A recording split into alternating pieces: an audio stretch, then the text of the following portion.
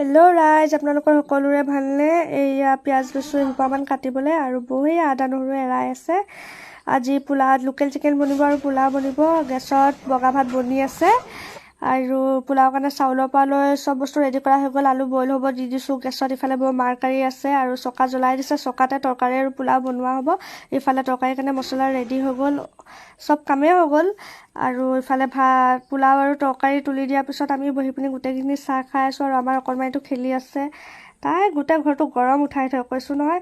তাৰ মাজতে আপোনালোকক সকলোকে কৈছোঁ যে মোৰ ভিডিঅ' যদি চাই আপোনালোকে ভাল পাইছে, লাইক কমেণ্ট আৰু শ্বেয়াৰ কৰিব দেই।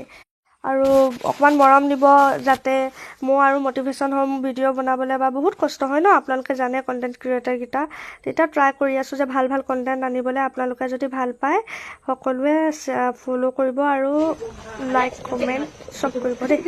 এই আমাৰ কমেণ্টটোক লৈ দাদীয়েকে খেলি আছে আৰু ইফালে তৰকাৰী পোলাও হৈ গ'ল ৰেডি। আৰু এই ছাইটো কেলৈ দিয়ে গম পায় নাই? আমাৰ ইয়াত মই সুধিছিলোঁ, তেতিয়া কৈছিলে বোলে ভাতটো সিজিবলৈ আৰু ওপৰ ফালৰ পৰা গৰম পায়, তলৰ ফালৰ পৰা হৈ যোৱাৰ পিছত যে কেঁচা থাকি যায় তেতিয়া সিজিবৰ কাৰণে পানী থাকিলে শুকাই যায়। এইফালে তৰকাৰী অলমষ্ট ৰেডি হৈ গ'ল, অকল পানীটো শুকাবলৈহে বাকী আছে। শুকোৱাৰ পিছত তৰকাৰী হৈ যাব। ভাত খুৱাই দি আছে।